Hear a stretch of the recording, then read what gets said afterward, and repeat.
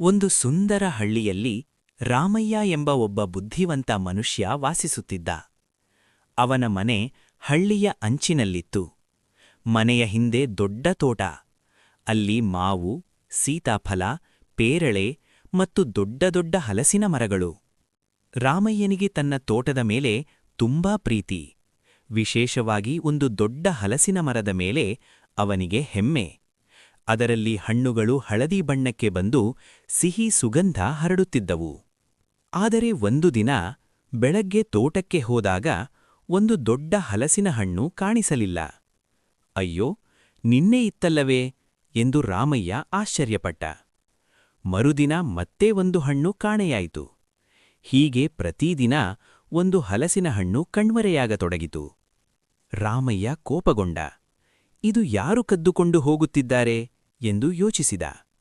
ಮೊದಲು ಅವನು ರಾತ್ರಿ ಕಾವಲು ನಿಂತ. ಆದರೆ ಏನೂ ಕಾಣಿಸಲಿಲ್ಲ. ಮತ್ತೆ ಅವನು ಮರದ ಹಿಂದೆ ಮರೆತು ಕುಳಿತ. ಆದರೂ ಕಳ್ಳ ಸಿಕ್ಕಲಿಲ್ಲ. ಹಳ್ಳಿ ಜನರನ್ನು ಕೇಳಿದರೂ ಯಾರಿಗೂ ತಿಳಿದಿರಲಿಲ್ಲ. ಒಂದು ರಾತ್ರಿ ರಾಮಯ್ಯ ಮರದ ಹತ್ತಿರ ಮಣ್ಣಿನಲ್ಲಿ ದೊಡ್ಡ ಪಾದಚಿಹ್ನೆಗಳು ಕಂಡುಬಂದವು. ಅವನು ಗಮನದಿಂದ ನೋಡಿದ.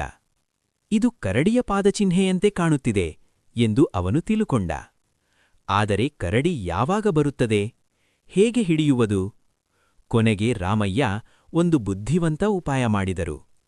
ಅವನು ಒಂದು ಹಲಸಿನ ಹಣ್ಣಿನ ಒಳಗೆ ತುಂಬ ಅಂಟು ಅಂದರೆ ಚೆಪ್ಪು ಹಚ್ಚಿ ಅದನ್ನು ಮರದಲ್ಲೇ ಹಾಗೇ ಬಿಟ್ಟ. ಹಣ್ಣು ಬಹಳ ಸಿಹಿಯಾಗಿ ಕಾಣುತ್ತಿತ್ತು. ರಾತ್ರಿ ತಡವಾಗಿ ಕಾಡಿನಿಂದ ಒಂದು ದೊಡ್ಡ ಕರಡಿ ಬಂತು. ಸಿಹಿ ವಾಸನೆಗೆ ಆಕರ್ಷಿತನಾಗಿ ಅದು ಹಲಸಿನ ಹಣ್ಣಲ್ಲೂ ಕಚ್ಚಿತು. ಅಷ್ಟರಲ್ಲಿ ಅದರ ಬಾಯಿ ಮತ್ತು ಕೈಗಳಿಗೆ ಅಂಟು ಅಂಟಿಕೊಂಡಿತು. ಅಯ್ಯಯ್ಯೋ ಎಂದು ಕರಡಿ ಗಾಬರಿಯಾಯಿತು. ಕೈ ಬಿಡಿಸಲು ಯತ್ನಿಸಿದಷ್ಟು ಹೆಚ್ಚು ಅಂಟಿಕೊಂಡಿತು. ಶಬ್ದ ಕೇಳಿ ರಾಮಯ್ಯ ಲ್ಯಾಂಟರ್ನ್ ಹಿಡಿದು ಹೊರಬಂದ. ಕರಡಿ ಸಿಕ್ಕಿಬಿದ್ದಿತ್ತು. ರಾಮಯ್ಯ ಕೋಪದಿಂದ ನೋಡಿದರೂ ಅವನ ಹೃದಯ ಮೃದು.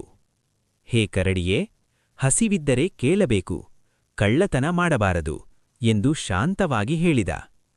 ಕರಡಿ ತಲೆ ತಗ್ಗಿಸಿತು.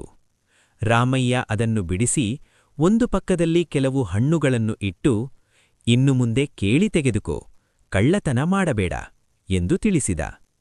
ಆ ದಿನದಿಂದ ಕರಡಿ ಕಳ್ಳತನ ಮಾಡಲಿಲ್ಲ. ಅದು ರಾಮಯ್ಯನ ಸ್ನೇಹಿತನಾಯಿತು. ತೋಟ ಮತ್ತೆ ಸುರಕ್ಷಿತವಾಯಿತು. ನೀತಿ: ಬುದ್ಧಿ ಮತ್ತು ದಯೆಯಿದ್ದರೆ ಸಮಸ್ಯೆಗೆ ಪರಿಹಾರ ಸಿಗುತ್ತದೆ.